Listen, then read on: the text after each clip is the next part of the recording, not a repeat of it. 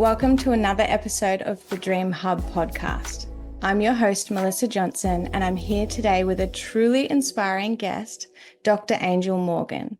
Angel's not only a dream educator, but also an author, researcher, and the founder of the Dream Bridge, where she has been pioneering work in the field of dreams for children, parents, and educators.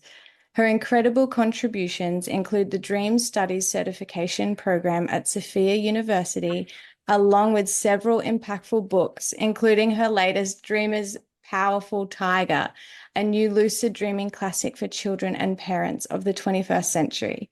So today we'll be having a conversation about the universal language of children's dreams, the powerful role dreams can play in education, and how we can all foster a deeper connection with our inner worlds, both for ourselves and for the children in our lives. So welcome, Angel. It's such an honor to have you here. Oh, thank you so much for having me. It's a pleasure to be here. I'm so happy to have you here. I love children's dreams and the topic of it. I've always felt really passionate about going to schools and having people learning about dreams from such a young age. And this is exactly what your work deeply emphasizes, the importance of dreams with children.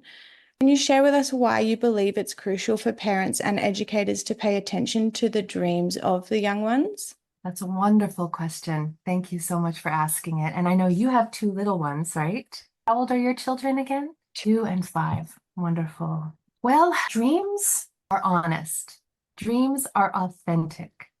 And if you want to develop, let's just start with the relationship with a parent and child, or a caregiver and a child, whatever the relationship is, a teacher and a child even, if you really want to strengthen the bond between you and your child, there's really no better way than teaching them about dream appreciation, that dreams are not something to be afraid of, that dreams are there to teach them, that dreams are there to make them stronger and to help them build courage and to grow as a human. And so parents need to learn how to do that first, right? or together at the same time with their child. Learn how to appreciate dreams, learn how to, well, just learn about dreams for one, because dream education is just so limited in most cultures in Western societies. And so, yes, it's important because it's authentic. It's important because dreams come to teach us something that we don't already know. And every time we work with a dream or share a dream or play with a dream with children, it helps them trust themselves. It helps them trust you. It helps them trust the world. That's great. And it builds so much empathy. I've been loving when my daughter tells me about her dreams because I get a little glimpse into her inner world of what friends she's missing or what she wants to do or what she's afraid of. And so it's just so much better than at the end of the day when I'm like, oh, how was your day today? And oh, I don't know, boring. But then the dreams really tell me the things I want to know. There's some really great points. You've mentioned how dreams can mirror waking life development. Can you tell us a little bit more about how this manifests in the dreams of children? Yes, absolutely. So very similarly to what you just described with your own daughter, and at the end of the day, it's not exactly telling you that much, but when she shares her dream with you, you can see how it's mirroring waking life. You can see how, as the Sonoy Tamiar tribe in Malaysia had put it, there's this infinity symbol, there's this lemniscape, this back and forth symbol, which I use in the Dream Bridge logo. And it's representing the waking life and the dream life and this weaving back and forth. So every day we're awake, every night we're asleep. And they would say, so you're in the waking world, you're in the dream world. And so what happens in the waking world is reflected in the dream world. And what happens in the dream world is reflected in the waking world. And it's a continuum. It just continues back and forth, day and night. So with children, that is a wonderful way to get to know your child better, and also what their challenges are, what they're learning, what they're struggling with.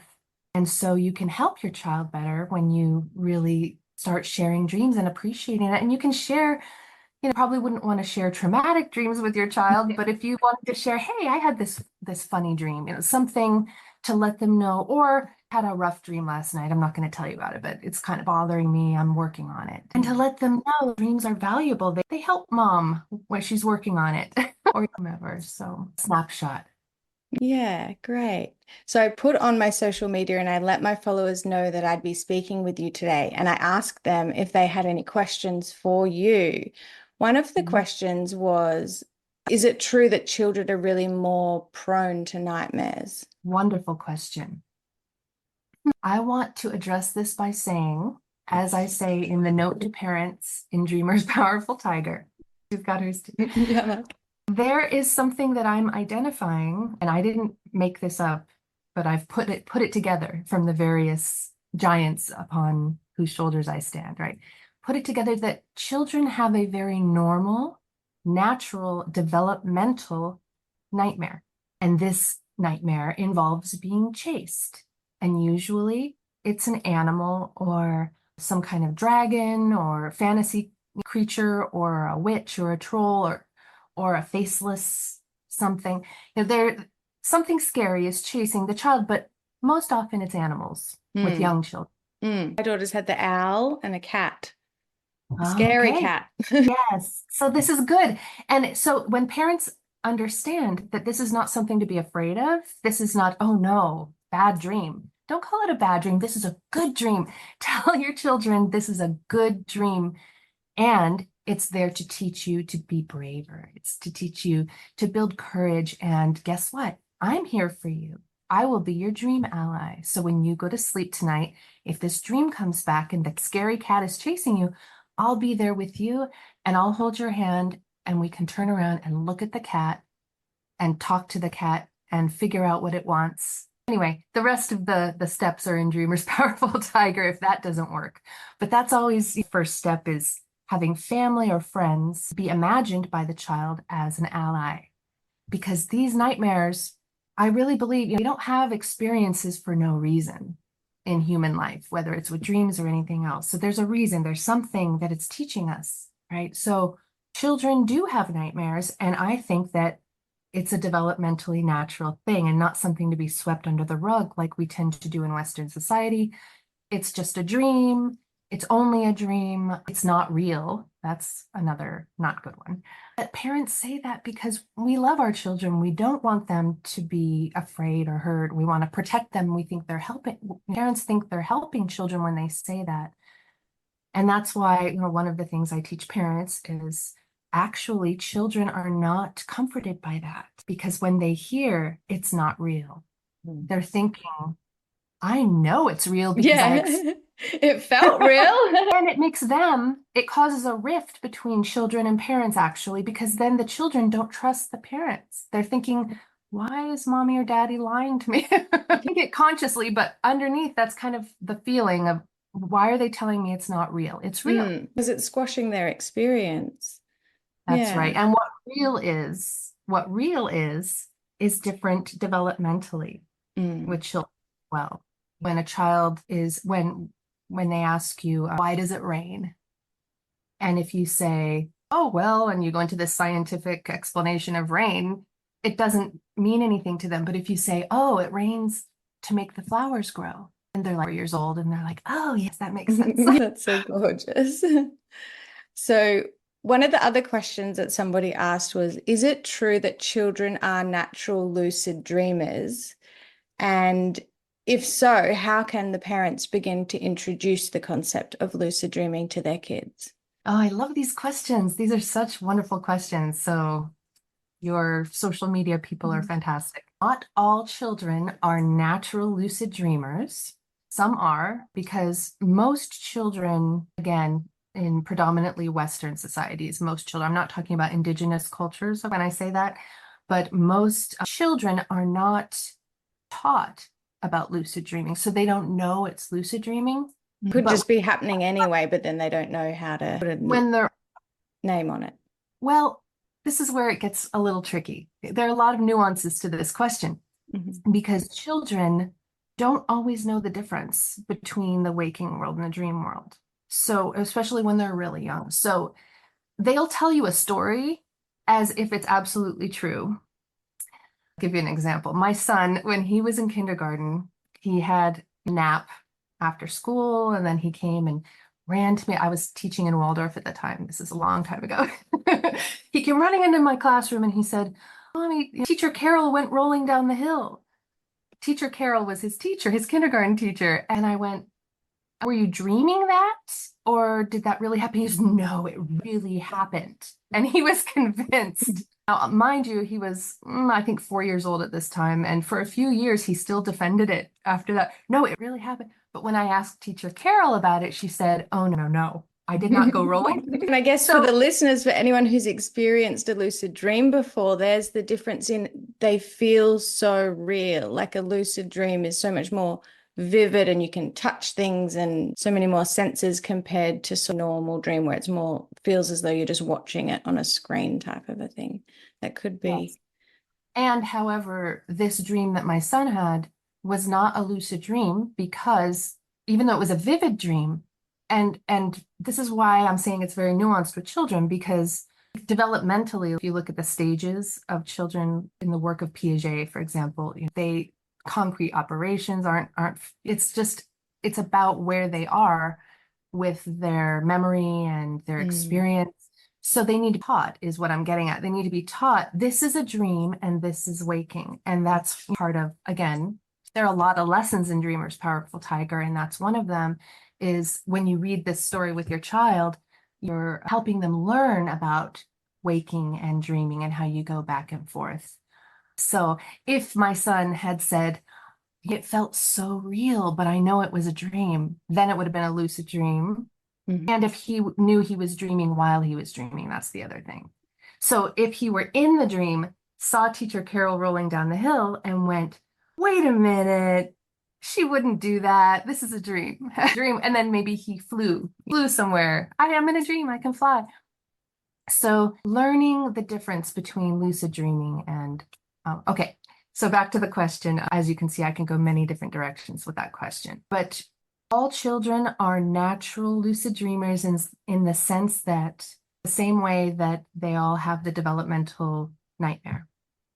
So all children have the potential to become lucid dreamers with the guidance of parents and teachers with this story, because this tells the story of a 5-year-old boy named Dreamer and his family and how his nightmare of being chased by a tiger goes through the many stages of guidance from his family members about how to become lucid in the dream, essentially, and then how to transform that tiger that scares him so much into an ally and his best friend, actually, because it's his own animal energy. And he learns many lessons about that in the story. So that's really why I published the book, why I wrote it and published it, was after 20 years of telling the story, it really needed to go further to more parents and more children so that parents can feel empowered and the children can feel empowered to understand what happens every night when they go to sleep. It's so important, and it's so relieving as a parent when your child comes out in the morning and is like, "Oh, I had this dream," and then they can explain, like, there was this big issue or the scary thing and then what they did to overcome it, and then they wake up letting out so empowered. Oh, yes. So good. Yeah. Much better than tears every morning. Well, and I feel for parents, I really do, because I've taught many courses over decades now with parents, and most parents don't know, not only for the children, but for their own dreams. Because here's the thing, when this developmental nightmare does not get dealt with and worked with, and the lessons in this book are not taught to children, they repeat. So for one, the dream, it doesn't necessarily happen every night or even every week, but the same being chased, it might not be a tiger or a cat anymore. It might be your boss at work or something that's making you run, or an ex or but the dream repeats because the lesson hasn't been learned. And so for adults, learning this, it's not just for children, it's for your inner child that never received dream education. I love that. So I just felt goosebumps on me when you said that. Great. So my daughter really wanted me to share one of her favorite dreams with you. I let her know I was speaking to a dreams expert for kids and if she had any questions or wanted to share anything. And she said to make sure I told you this dream. So the backstory is that we're gluten-free at our house. So she'd never tried soy sauce before. And we went to a sushi place and they those little fish soy sauce things, and they've got a red lid on them. They're gluten, so we can't have them. And we discovered a place that did them gluten-free and they had a little green lid on it. So she tried soy sauce for the first time and she cried because she loved it so much. And she'd never cried happy tears before. And she was eating the soy sauce and being like, Mommy, why are my eyes watering? It was so cute. She was so happy. But then she dreamt about it. And in her dream was that it was her best friend and her sister, and they were in our home, but they were fish. And they were the soy sauce fish themselves, and they were swimming around our house in the air of our home, floating down the stairs and all just playing, and that they were tiny little soy sauce fish. She's like, make sure you tell her that dream. A wonderful dream. So It's got cute. such joy and playfulness in it. That's what strikes me first off. Yeah. And I love the story from Waking Life too, the happy tears. That's so beautiful. And you can see how that wove right into her dream. And that's full of how the dreams reflect the waking life. It's beautiful. And I love that she seems to have a lot of dreams where there's no gravity or she's floating or flying. Like things are upside down and stuff like that. So it's really interesting. Those are called gravitational dreams. Oh, yeah? Yes, anything with levitating, flying. And that's one of the lessons that Dreamer learns in Dreamer's Powerful Tiger is he practices after his parents have taught him about lucid dreaming and he's done well with it for a while. He spends a lot of time focusing on levitating in his dreams and flying and turning dreams into flying dreams and then landing somewhere and feeling his feet on the earth to help ground him in between those adventures. It's one of the things that, like a reality check in the dreams for lucid dreaming is, am I able to levitate? Am I able to fly? These are things we can't do in waking life, but it's really important for children to understand and also to work with them developmentally through their age group around lucid dreaming, because you don't want children or teens or anybody to test their ability to fly by jumping off a cliff. Let's just put it out there. We don't want that to happen. That's a really good point. You wouldn't really think about it that much, but now that you're saying it, reality testing, especially for kids, it makes so much sense for a safety reason. Wow. So it's really important, and that's why I talk about it, because it's really important. That's why even there are adults who are very experienced with meditation or psychospiritual practices, and they say, oh, it's all a dream. Well, yes, but that's very advanced, and you can't jump there with children and teens. You have to really get there eventually and understand still you're not going to want to step off of a cliff. So being able to move between states of consciousness as one dream is a very highly developed skill. We will not expect any child to do that. So we want them to learn the basics. We want them to understand.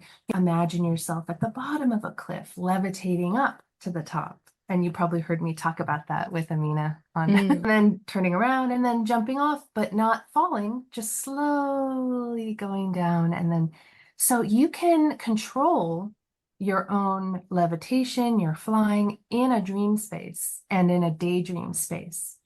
But we have different laws of physics in the waking world, and we want to pay attention to that. So that's great. Jump up. Thank you. You go back. Yeah. That's a good one for kids. That's a good reality test. That's a good one. My daughter pulls her finger and she's getting sick of it because she said nothing ever happens. When she realizes she's in a dream, she doesn't even bother trying to do that. She just goes and has fun. Daughter, that was a very good dream. And it's important to tell children and adults, anyone who's sharing a dream, it's a really good dream because all dreams are good. But anyway, I really enjoyed hearing your daughter's dream and I enjoyed imagining it. And I love the swimming around. I would also say she could explore how is a fish part of her animal energy. That's good. I love giving the questions back to the kids to get them to look into the dream a little bit deeper and question things. Yeah. That's great.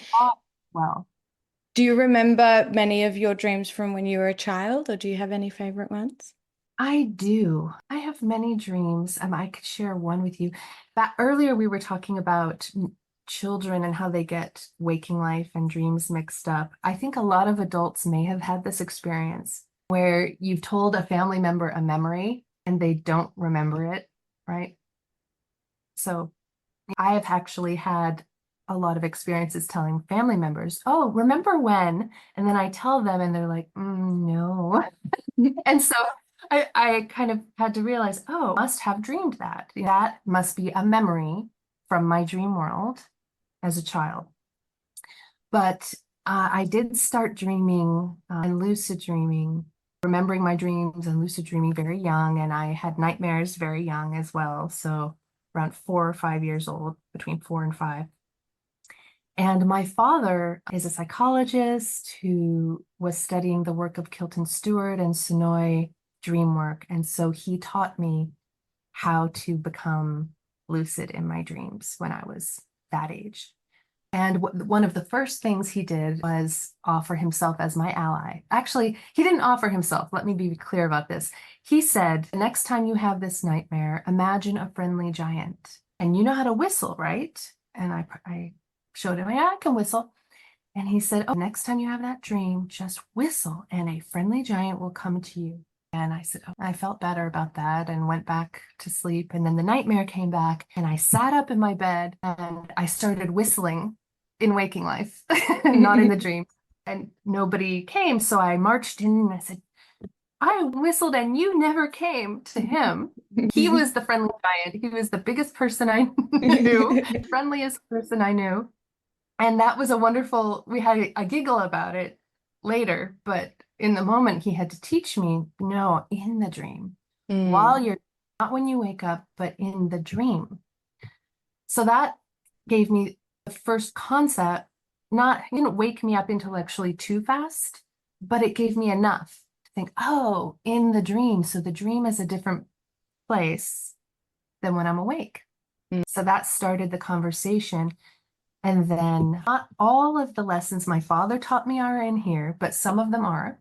The rest come from my other dream mentors that I learned from over the years. But I did start that young, 4 years old. And then as a teen, my dreams got more intense. As most teenagers, you'll have sleep paralysis experiences and psi experiences. I had several of those. Actually, I had psi dreams when I was a child too. So, yes, learning about dreams from mentors throughout my life, I've been very fortunate that way, that I've been able to. My father helped me find the right teacher when I was a teen and when I was a young adult. And then I studied with Stanley Krippner in graduate school, working on my doctorate. So my mentors have been amazing and helped me develop my understanding of my own dreams. And I've written songs and I've created paintings and every art form that exists, pretty much, I've created something from a dream. So my creative path has gone parallel with my dream studies. And then eventually I created the organization of Dreambridge.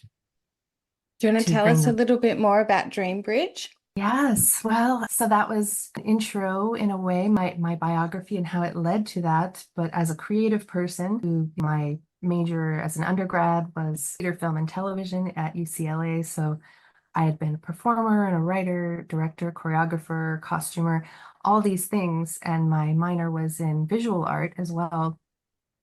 So the arts were just such a big part of my life. And yet in Los Angeles, the whole industry is very competitive. It's very competitive, and there's a lot of when I was an undergrad, there was a lot of people, amazing people, and a lot of drama, right? A lot of, competition. And so working in a dream circle, learning about Sonoy dream work, going deeper, studying with the widow of Kilton Stewart, Clara Stewart Flagg in Los Angeles. I was able to move through that world in a different way because my inner needs were getting met through the dream work. And my creativity was getting fed by the dream work. And a lot of my friends were going, what is she doing? Where is this inspiration coming from? Um, anyways, and I had a family. I started a family. I have 2 children. They're adults now. But raising them and teaching Waldorf and really working in community with parents and children and families, also, and the teachings of Rudolf Steiner. And I studied with Tibetan lamas, with Tibetan dream yoga, and that's another angle on lucid dreaming. So my spiritual path was developing. All of these things were coming together into my doctoral work with Stanley Krippner at Saybrook. So my doctoral work was this vision to create an organization called DreamBridge, which serves all ages. So parents, expecting parents and young children and preteens and teens, and I've spent a decade focused just on that work. And then graduate school as well at Sofia University. So the pandemic, when I was president of the IASD, I started a dream study certificate program for master's and PhD level students. And our colleague and friend Amina Mara is now in that program. But yes, and you don't need to be in the master's or PhD either for that. You just need to have a bachelor's degree, and you could do the certificate all by itself as well. That's good to know. I'm so proud of her. She's so incredible. I envision the broader impact of incorporating dream education into schools and families. Like, what do you hope to see in the world as a result? Thank you so much for asking that question, because even though I've moved on age-wise with teaching adults more of my time at the moment, I'm full-time core faculty at Sofia University, but I still have DreamBridge as my organization. It still exists. I will never give up on it. This vision, the seed planted, okay, we just attend to it and keep growing it because it's not in schools yet. Okay. But how would the world be different? Just even with what we've talked about so far, Melissa, just so far, how would the world be different if dream education were a part of children's education at school? And Waldorf school, when I was a Waldorf teacher, my class got dream education. They received it because I happened to be their teacher. But took the curriculum into schools as a natural part of growing up and learning about what it means to be human. Well, let's see, how could that change the world? To quote my son when he was 14, I asked him this and he said, well, I think the world would, people would be kinder, there would be less bullying. It would just be a better world, he said. And he was 14. You know what? Bullying is a huge problem. And when people are hurting inside, they lash out. And so know yourself and your needs and tending to them in lucid dreams. In a lucid dream, you can have all your needs met, anything. And then when you're awake and they teach Dreamer that, his family teaches Dreamer that, when then you're awake, you're not running from things, you're not afraid, you're fulfilled, you're happy. And does that make your child a little tyrant? No, the opposite. It makes them selfless. It makes them ready to serve the community and help others because they're feeling good. That's why self-care is so important for therapists and dream workers and anyone who does service. It's important. Well, it's the same way for all humans, actually, when it comes to our inner world. So yes, it's so important. And I envision a future where there are so many more angels and dream guides, adults helping children understand. And children are quick to learn this. Children, it's not an uphill battle with teaching them about dreams. They love it. And it's so natural. And they feel so relieved when they hear adults talking about it in a way that respects it, because then they trust that adult. They say, aha, this person remembers what it was like to be a child. Yes. And I found with children, getting lucid happens so quickly. Like with my daughter, I only needed to explain it to her a couple of times and then she had a lucid dream straight away. Whereas I think with adults, it can take us like a month or two of training and doing activities and doing everything before it happens. I mean, it wasn't a natural lucid dreamer, so it took me a while. But yeah, just with kids, they're just like, oh, yep, okay, I can do that. It's like they believe in themselves and yeah, it just feel real to them. I don't know, they're just better at it. That's great. I wish I had known about dreaming from a child. A lot of mental health issues all my childhood. And then only like late 20s, early 30s, I discovered dream work because I had such bad nightmares. And I was like, I can't live like this anymore with the nightmares. So I started researching dreams and my whole life changed. Like I tenfold compared to everything I'd ever done in the past. So yeah, I'm important and I'm like, if I just want to give everybody what I didn't have that I wish I had to. Actually, on Saturday was speaking to a woman and she wants me to come and speak at a school about dreams. Very excited. Be passing on Dreambridge website, that's for sure. Thank you. Yes, if anybody wants to write to me, two email addresses. So angel@thedreambridge.com or angel.morgan@sophia.edu. That's for the adults interested in the graduate studies, but at dreambridge.com. Excellent. That's so great. So, one more question before we wrap it up. And I think this is just that might want to learn some practical tips about how, like, when they're putting their child to bed, what sort of steps could they take to make sure that their child has like a beautiful, soothing dream? That's a wonderful question. And I think that there's no one answer to that. Although I think telling your child a story, kind of the denominator, all the answers I could come up with. So children who are having nightmares, I recommend either reading Dreamer's Tiger to them as a bedtime story, or there's also an audiobook. The audiobook has an original soundtrack that was composed by my friend in Paris, Dana Boulay, and we recorded that in 2019. So that's on Audible and iTunes and all the places.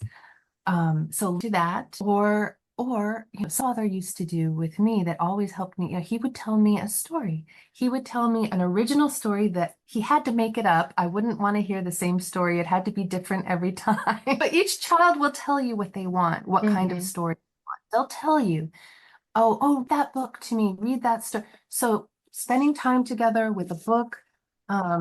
This is my other children's book, The Alpha Bliss of Miss, and it has 26 divine feminine beings that are all allies for children.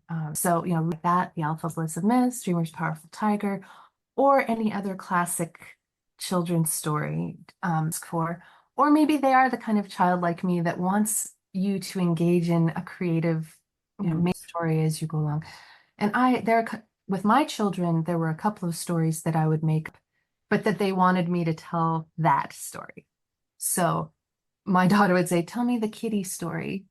And there was a story about a mama kitty and the baby kitties. And there was some pedagogy in there around not going too far away so that the mommy kitty couldn't see them. And my son liked the one with the balloons, the hot air balloons, where you went up in one. And there was one I made up about a red balloon and you'd see everything. And I would describe our house, and then I would describe the neighborhood, and we'd go wider and wider. By the time I got out really far, they were asleep because they're into dreamland. So something peaceful and something, when I say pedagogy, I mean children, what they need to learn, but kind of right into the story.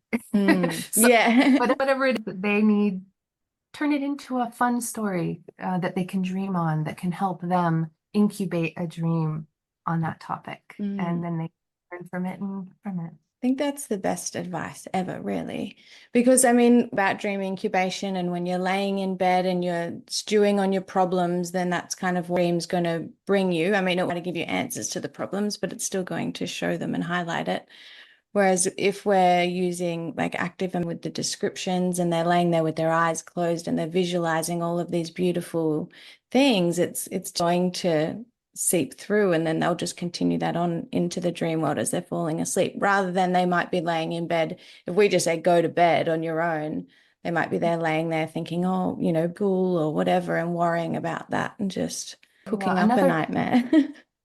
Another favorite one that I remember telling my son was, you're walking on a beach at night and you can see the stars and you can see the moon and you can feel your feet in the sand, and it's a little wet, but not too wet. And you can feel, just that tactile, like they're visualizing it, not just in pictures, but in senses. And that put him to sleep right away. That's a great one. I wish you could sit on the edge of my bed and tell me stories as I'm falling asleep. It's been so great. I've absolutely loved this conversation. Oh, I think there is one more question that's coming to mind before I get you off. And it's one that I get asked often from parents, is about when their child is having sort of an error, like what should they do? They're saying like the child will be crying or sitting up, but they just don't really see, they're not awake, but they might have their eyes open or not, but they just can't really do much. What should they do? Great question. Yes. So a night terror is not the same thing as a nightmare, right? You said they'll sit up screaming or crying or staring, but if you talk to them, they're not usually that responsive, and the next morning they won't remember it, right? And they don't usually remember it even if they wake up after that, in that moment. And terrors are a little mysterious as far as what's really going on there. Is that the child is experiencing adults, but it's a lot more rare with adults to have them. But there's usually some kind of, and I don't want to say this is always the case, but it's usually some kind of trauma or that they're processing that felt negative. There's something there that's happening, and it's important. And so what parents can do is hold space for their child while they're going through it. Just be there with your child. And when I say trauma, I don't necessarily mean the worst traumas. It could mean they slipped and fell the day before and it hurt a lot. No. But whatever it is that's going on, it's dreams and dream work are doing something important toward healing and wholeness. So even with night terrors, especially if they don't happen a lot, if it's just like one or two or, something like that, just hold your child, be there with them, keep them safe. You can say things to them. Don't expect them to talk back to you. That's the thing. But just say to them, I'm here. It's okay. You're okay. Everything's fine. You're safe. You're strong. You are fine. Just tell them these positive things. And then eventually they will go back to sleep. And depending on how old they are, maybe they'll need their bottle or whatever it is, something that they can hold on to. You'll know what they need to comfort them. And then don't stress about it too much. But if it does happen all the time, if it's something that happens every week or every day for a long time, then you want to reach out to a sleep specialist and see if there's something else going on. Yeah. I would advise against trying to wake them up when they're in one of these episodes. Absolutely. Yeah. Don't wake them up, but just help them go back to sleep, but calm them. Thank you. Because some parents, they don't know what to do. Like, what's happening to my kid? Especially when they're not responding. It can be a bit scary for a parent. Yeah. Okay. Night terror, but there's also a lot of parasomnias that children experience as well as adults. And one of them is sleepwalking. Sleepwalking can be very scary when children do that and parents don't know what to do. And they get that glazed over look because you see their eyes doing the REM and they're looking and like, oh no. So, there are a lot of things that parents can do. You can put bells on their doorknob so you can hear if they're up, safe. And you can walk them gently back to bed, but don't wake them up. It's going to be too awful if you accidentally wake them up. Okay, let's put not so much pressure on ourselves. However, it's more advised if you could just walk your child and talk them through, and you can even ask them, ooh, what do you see? And then they can, oh, whatever, and they're on motorcycles, or, oh, okay, wow, interesting. Let's go this way. Let's go find a place to lay down. And just you can work with whatever the imagery is that the child gives you. And it's also a window into their dream life, right? If they're sleepwalking and you ask them what they see, and then get back to a safe horizontal. That's great advice. Thank you so much, Angel. This has been such a great chat. I feel like this is going to be so helpful for so many people. Is there anything else that you feel's on your mind or on your heart that you want to share before we wrap up? Well, I would like to say thank you very much for having me on. It's always an honor and a privilege to be able to speak on behalf of Dreams for Children and parents.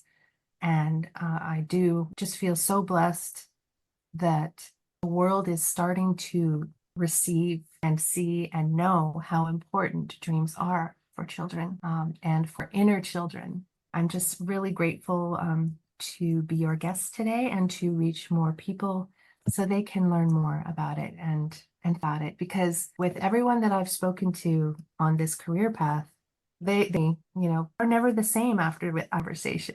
Not the same, because it changes things when you think about it, when you really think about it in this way. That's great. Thank you so much, Angel. You've shared so many profound insights. And for those who are listening and you want to dive deeper into Angel's work, be sure to visit thedreambridge.com, where you can find her books, including The Dreamer's Powerful Tiger, which is an incredible book. And Angel, you did the illustrations as well, a woman of many talents. Well, with my With daughter. your friend. Oh, your daughter did it. When she was 22, my daughter and I collaborated on the illustrations.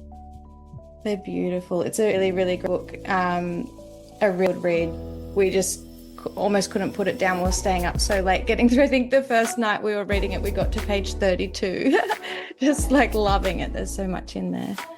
So thank you so much. And listeners, until next time, keep dreaming, keep exploring, and remember that every dream has the potential to empower. Thanks for listening.